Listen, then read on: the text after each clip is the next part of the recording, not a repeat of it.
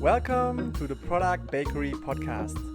My name is Christian, I'm Alex, and together we present you the ingredients to build the right products.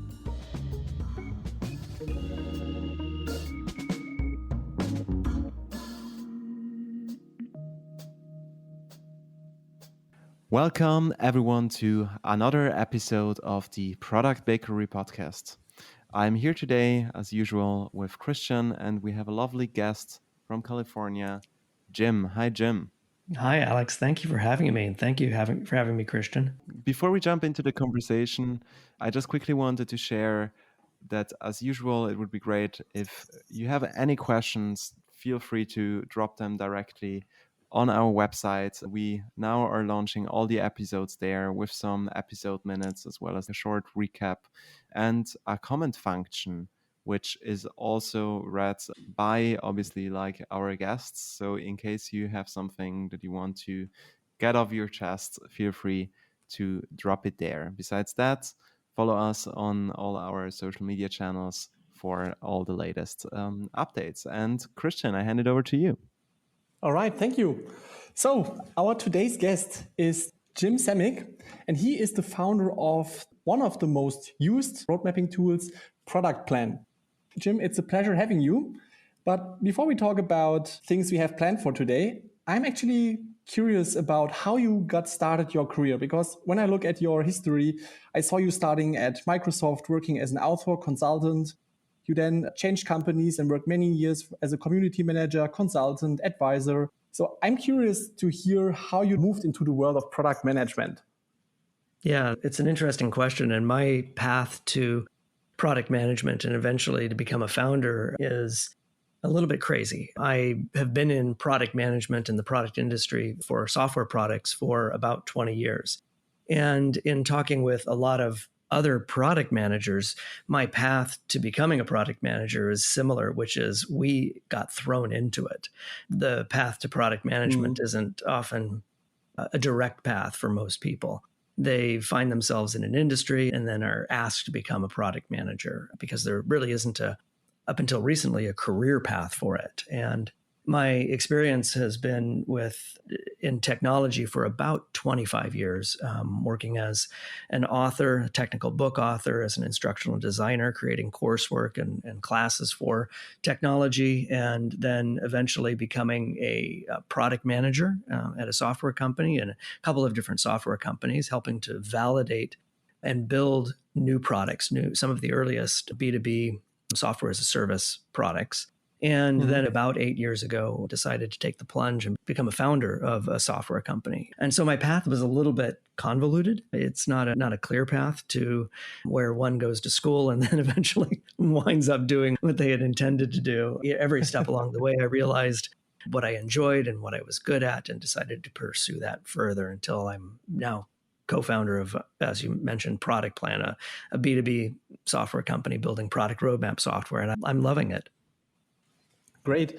And when it comes to the whole way of making the step from a product manager to a founder, what was the most challenging thing for you back then? As a product manager, and for those people that have worked in product before, this will resonate, that as a product manager, you're often responsible. You have a lot of responsibility. You have a lot of stakeholders within an organization to please, and yet you're the master of none of them. You often don't have direct reports. You have very little true authority. And so you need to lead through communication by influencing people to your vision and your way of thinking. And so moving to become a founder is a little bit different, where you are an authority and you can dictate what happens with the product. And so, and with the company, and you of course have a lot of people that you're hiring and trying to discover new markets and trying to figure out what that product market fit is. And so the path, I think it's a natural leap to go from product management to becoming a founder and entrepreneur. And yet the responsibilities are significantly different. And so even though product management, most product managers will tell you that it's a stressful position, but thoroughly enjoyable, I would say that that it prepared me for the stresses of being a founder. I think it's actually a wonderful quote or a wonderful comment, because I think like what we've heard also in the past, like we talked about how to work with founders as a product manager, and as you say, it's a lot about also how to influence them, especially if they don't have a product background. So it sounds like you're a little bit like in this awesome position where you can combine it and lead as a former product manager and bring in this knowledge in the conversation in the company. Yeah, absolutely. And we're in a very unique position. My company sells to product managers. So our software is used by product managers for creating product roadmaps, for prioritizing what to build for their own companies in a variety of industries. And so it's very, I think, poetic that I came from product management and started a product management software company, and I get to interact every day with product managers in some context, and also can share my advice, my 20 years of product management experience with these product managers. Even outside the domain of product roadmaps, I can continue to share my experience. Yeah, and it's actually interesting, right? Because you are very dedicated to product management and also around the whole community. So I'm just curious to better understand, if I want to make the move from a product manager to a founder, coming up with a great, let's say, product management tool that I want to build, what are the best ways that you these days would choose to evaluate if there is a market for us and how I can enter it? I think that I had the benefit of my specialty being market validation. My specialty for a number of years was in evaluating opportunities and looking at, for an idea, what is the potential market size? What's the potential total addressable market? And then how do you enter that market? Who you sell to, how much you charge, how you position the product, what the value proposition of the product is, and then deeply understanding the customer acquisition model and sales model. And so I had that luxury of through my prior companies. And my experience, just to give you a little more background, was that I wrote the product specifications for some of the earliest SaaS products, including GoToMyPC and GoToMeeting. And that experience of trying to understand, if we have an idea and if we bring it to market, will it actually sell? I think has set the stage for later successes, both at other companies and for my own company. And so I think that the product managers, if they want to take that leap from becoming a product manager to a founder, that getting some experience in new product development, in understanding at the very early stage, how you potentially position a product and for what market segment you position it for. I think that experience is invaluable. I think that if a product manager is working for a very large company and they are responsible for a very small slice of a product, I think that they eventually want to become an entrepreneur, they may not be getting the full breadth of experience that they would need for being a founder. That it actually might serve them better to work for a smaller company and to be a product manager with more responsibility over the overall product. And so I think that the smaller a company, the broader your product management experience needs to be. And that will translate into better experience for becoming a founder. And then the final thing I want to mention along these lines for taking the leap is that I think product managers already have a variety of experience that is useful, but the number one thing that they need to bring into becoming a founder is being able to manage risk and being able to understand that they will never have all of the answers, that there will never be a perfect time for starting their own business. And so they need to be able to have some risk tolerance to be able to take the leap into becoming a founder. And that's something that I hesitated about for years. Even though I really wanted to start my own company, I eventually had to get to a point of feeling that if I don't do it now, I don't know if I'll ever do it. And so being able to just say, you know what, I'm going to do it. And regardless of the outcome, I'm going to make this successful. I think that I had that sort of, it wasn't quite desperation, but it was a sense of I have to do it now.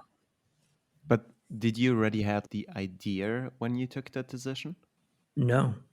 No, in fact, I had a number of ideas, and I had was leaving my prior company with the full support of the founding team, and was actually Mhm. talking with one of the founders about some of these ideas that I had. And they were very supportive in helping me transition away from that company and giving me the space to evaluate other ideas. And I had a list of 5 or 6 potential ideas, none of which are the idea that we executed on. And so I was talking with other influential people in my community, in the tech community, and people that I really respected as far as entrepreneurial background, and eventually went to lunch with my co-founder and was asking him for his advice.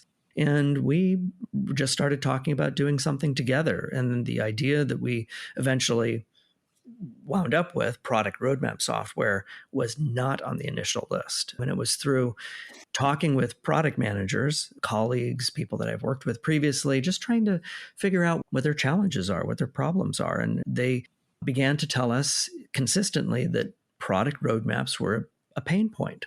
And so we started to listen to that and started digging a little bit deeper into that problem. And then it started proposing product roadmap software for them. And that's how this idea came about. And so we actually, my co-founder and I, started with our why. We started with a conversation about why we wanted to start a company. And we talked about what kind of company we wanted to start and what the culture of the company was and how big we wanted it to be and whether or not we wanted funding. So we had agreement at the very early stage about some of these more theoretical foundational issues. And then we found the idea. And so I think that's one of the I think one of the reasons why the company's successful today is that my co-founder and I, Greg, we haven't had an understanding at the very beginning about what we wanted to achieve. And then the actual product for achieving that was secondary to those core underlying principles. But this also goes back to what we've discussed a couple of times already in our podcast. Because to me, it's clear that you from day one on not only had the conversation, you also had clear agreements and you made clear decision on where you want to be. And that helped you to better move into this direction by founding then the software or the product that you decided on later. Absolutely. Yeah. I'll give you one example. We decided very early on that we did not want to take venture capital. We decided that we didn't want outside capital and outside investors. And that was a very conscious decision that we made because we had both been part of venture funded companies. And we saw the trade-offs that founders make when they take outside capital. And so we decided very early on that we would self-fund the business with our own capital. And we decided deliberately very early on that we would not have an IPO. We decided that we never wanted to become one of the tech unicorns. And I think that sort of agreement up front sets the stage for success later on. Yeah. Agree. And I think this reminds me that I once had a conversation with a founder here in Berlin. He's also investing in companies. And we were talking exactly about what is a company that you would invest in. And the one thing that he said is also the idea is never as important as the founder team. Because with the right founder team, you can rock pretty much any idea and you will make it fly. And I think your example shows this perfectly. You had a team, you had an agreement, and then you started working and you found the right idea. But I think to add a question to this, because for example, if I think of myself, I personally always struggle with this, exactly like jumping into the cold water and saying, okay, I'm trying it now. So I'm a little bit curious to also hear from you how it felt to, let's say, leave your job behind and live with the uncertainty of saying, okay, I want to found something. I want to not take like others' money. It's like we invest time, money, and so on to build it ourselves. How did it feel? Yeah, the feeling is both liberating and exhilarating, as well as scary.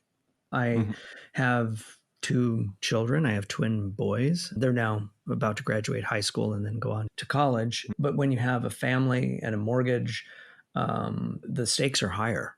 And one piece of advice that I would give is to start sooner. You know, I think one, as they go through their career, their expectations for a higher there's an expectation for higher salary because you have higher living costs, you might have children, and that makes the stakes higher. And I had many sleepless nights in the beginning. Mm-hmm.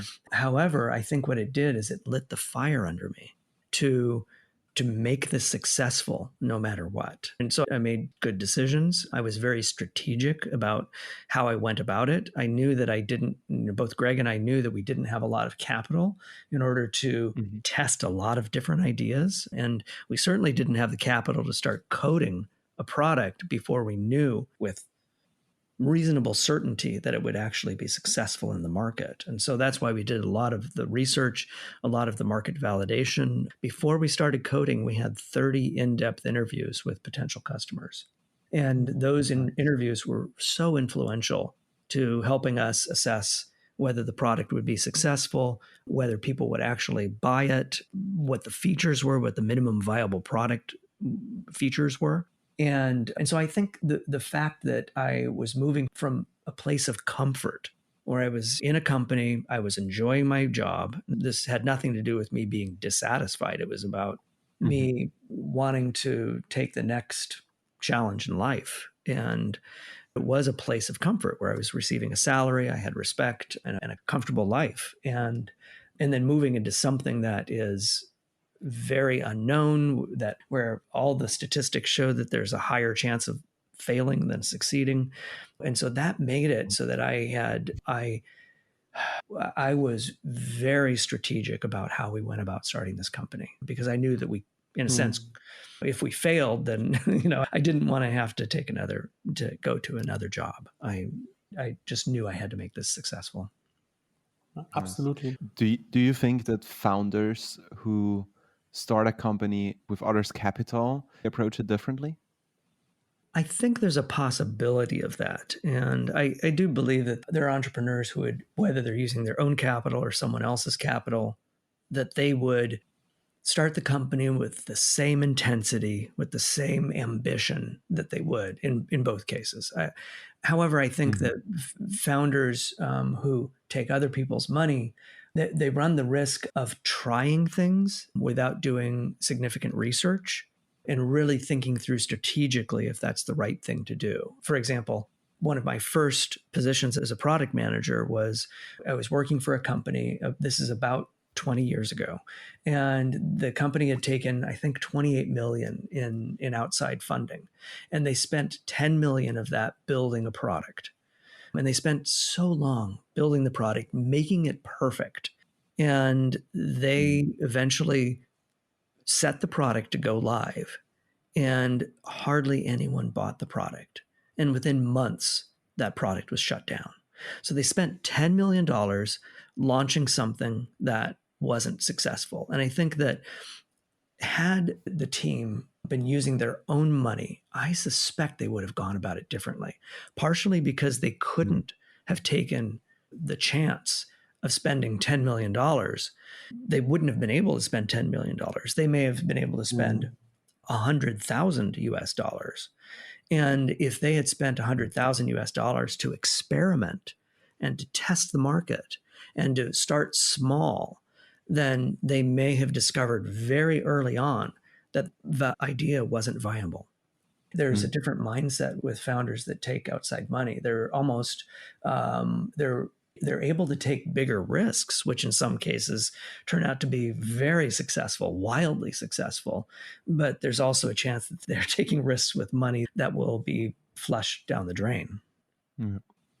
It almost sounds like not having massive fundings forces you actually in a good approach of testing and learning fast to have a good fit. Absolutely. You said at the beginning there was a lot of uncertainty and you were working in a very strategic way. Could you explain what your strategic steps were to reduce the uncertainty? Absolutely. So I'm a big fan of, as I said, market validation. And this is a relatively simple concept of interviewing potential customers and discovering their pain and deeply understanding their pain. And doing this even before you have a solid product concept.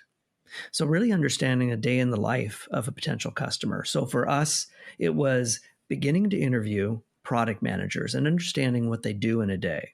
And we interviewed product managers from a lot of different market segments, from different vertical industries and from different company sizes. And just to understand, like if you're a product manager for a company of 1,000 people, what are your expectations? How are you evaluated at the end of a year? And really understanding their day, what was important to us. So we started to do that. And then when we got to the point of hearing repeatable patterns of pain, we said, okay, now we think we understand what you need. And product managers were telling us that product roadmaps were a pain for them. So we really understood, how are you developing product roadmaps? Who do you present them to? How often do you change your product roadmap? What's the information that goes into your product roadmap? And then after we did several of those interviews, we then started pitching them a potential product roadmap software solution. And we did that using Keynote. So both Greg and I were not developers and we're not designers. We went in and we created some, I think, fairly ugly prototypes just to be able to show them, like, this is the idea that we're considering, and this is roughly what it would look like. And I'm not proud of those designs. And eventually, after we had interviewed a number of people and made several iterations, then we hired a designer who could then develop something that was higher fidelity and of course looked so much better. But it was an iterative process. And as I mentioned, by the time we started coding, we had interviewed 30 product managers. We also had launched a landing page to test the acquisition model. And this is before we had a product. Yeah. And this is something that I've done previously for other companies. And it is wonderful because it requires that you refine your product idea into one page.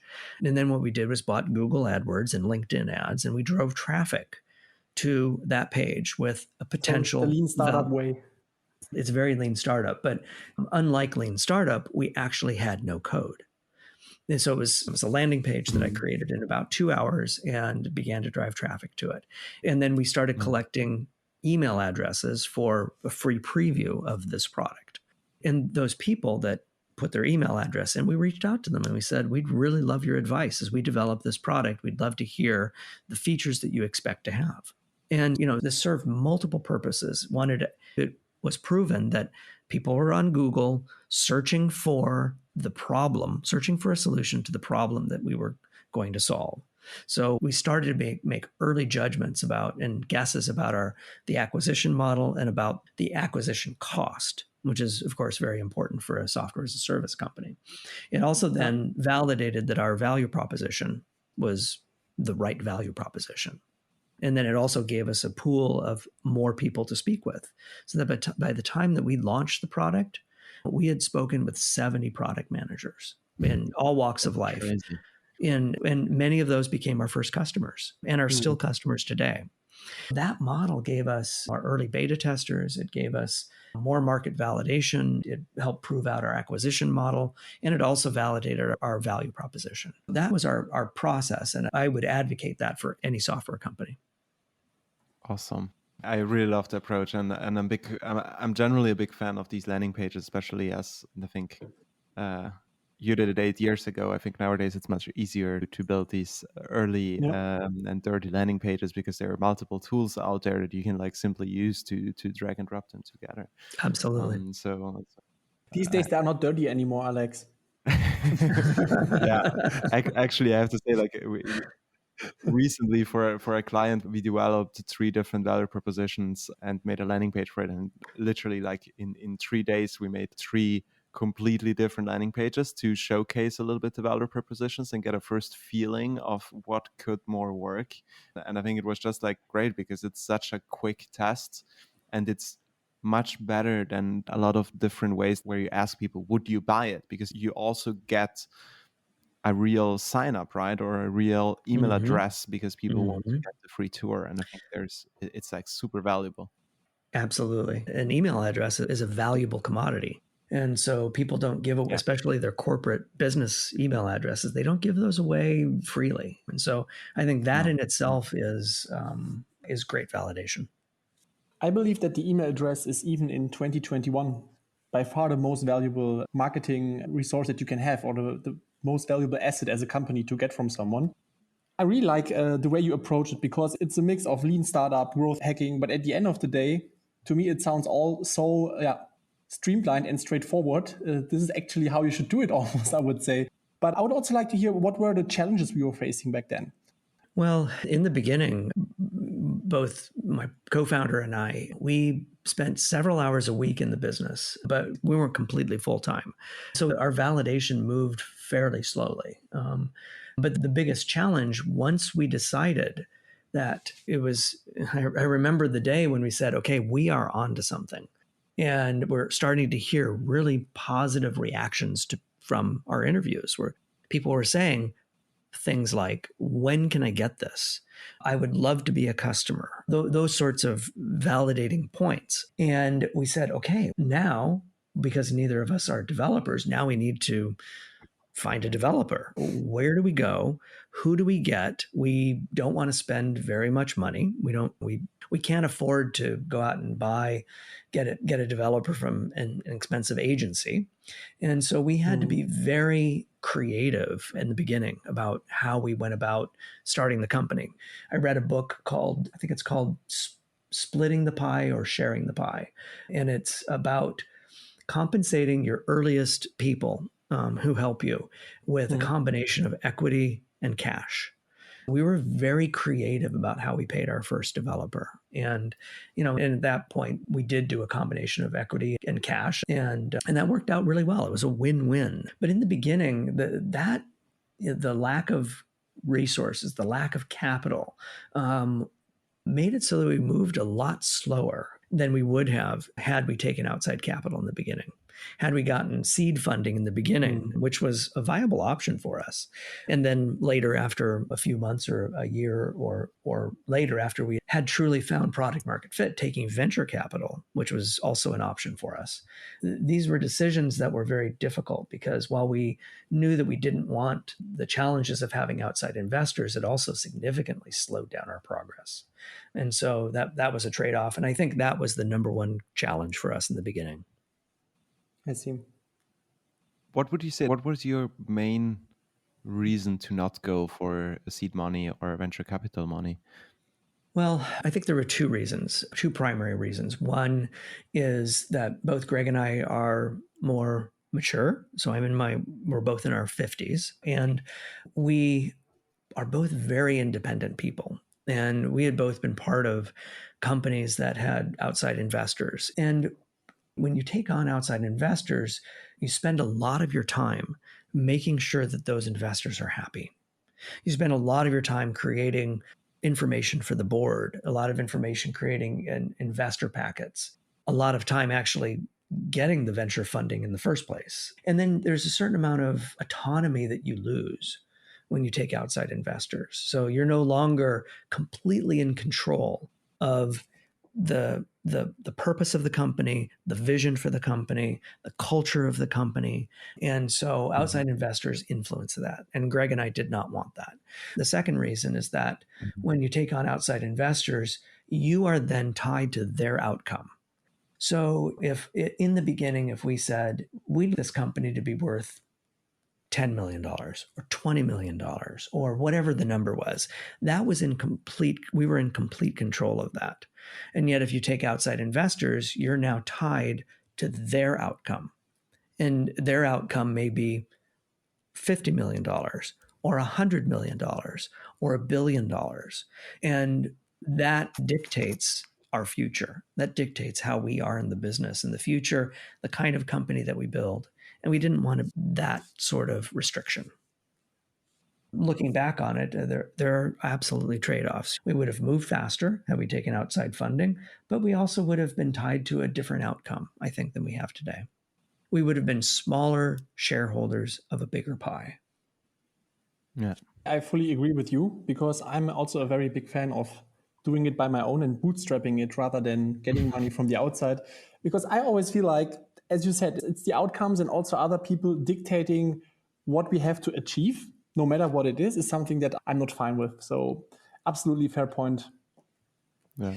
I'm very curious to hear all your thoughts on this, Jim, because I had this conversation with Christian already a couple of times where I was usually always on the side of, should we really bootstrap something? Wouldn't it be easier if you know, okay, I have some money there that I can spend and that I can immediately start fast with some developers? But I totally get your point.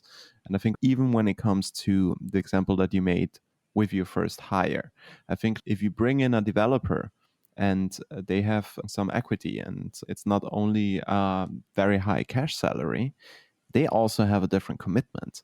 And it ties a little bit like to the culture that you created or that you wanted to create of moving in that direction and building the right thing and making the right decisions. And I think like even with the employees, it then affects a little bit on how they work and what the end result will be. I completely agree. I feel strongly that the reason that we started a company is because we have a purpose and we have a mission and we're passionate about it.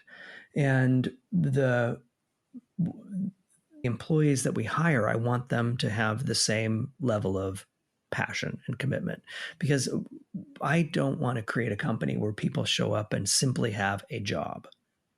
It's so much more fun when we're working as a team, when we all have this objective and when we all share in the success. And so all of our employees do get equity in the company, which I think is an important piece. But more importantly, we're all sharing in the same vision of doing something fun and big. Sharing of the equity in the beginning with the developer, that was a significant part of his compensation in the beginning. Yeah. And I think that absolutely influenced the quality of the work and the passion that he put into it. And it's even a bigger confirmation also for your idea, right? Because it's not that you only have to convince customers, but you manage to convince a developer to probably get much less cash than he would get somewhere else for equity in the long run. And I think that also shows that you managed to convince him about the idea and he believed that it will be successful. Otherwise, he would never have started. So it's another proof for how good the idea was. Yep, absolutely. So Jim, to wrap up the conversation, you have so much experience with product managers over the last 20 years. What would be like one or two key things you would like to share with product managers who are either right now working on their own startup or people who are evaluating or working on a product idea? I believe that the number one thing they can do in either context, whether they're validating a new feature for a product that they're working on, or they're validating an idea for a potential startup that they might want to start, is to really engage with potential customers. And that engagement can be in person, it could be over the phone, and then to have a curiosity about their customers' lives.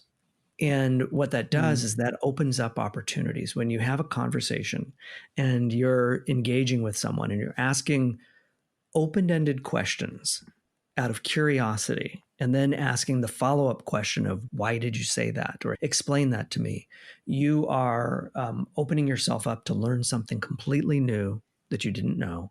Yep. And you will discover new ways of solving problems. You'll discover innovative solutions, and you'll also have a higher chance of developing something that's successful, whether it's a feature or a brand new startup. I think that customer engagement that you do is so critical. And this is one of the first areas that I see entrepreneurs, they give it a kind of a cursory, they put a limited amount of effort into it. And then they'll do a handful of interviews. They think they hear positive affirmation. They think they hear because the customer says, that's a great idea, that they think that's validation. And so I would encourage them to go deeper and to really ask some really deep introspective questions of the customers, and then to almost challenge the customers. When the customer says, that's a great idea, ask them why they think that. And I think that whether you're a product manager or product manager wanting to become an entrepreneur, I think that advice right there will increase the level of success. Amazing. Jim, thank you very much for sharing that with us. You're welcome, Christian. Have a great day, and thank you very much. Bye, Jim. Bye-bye.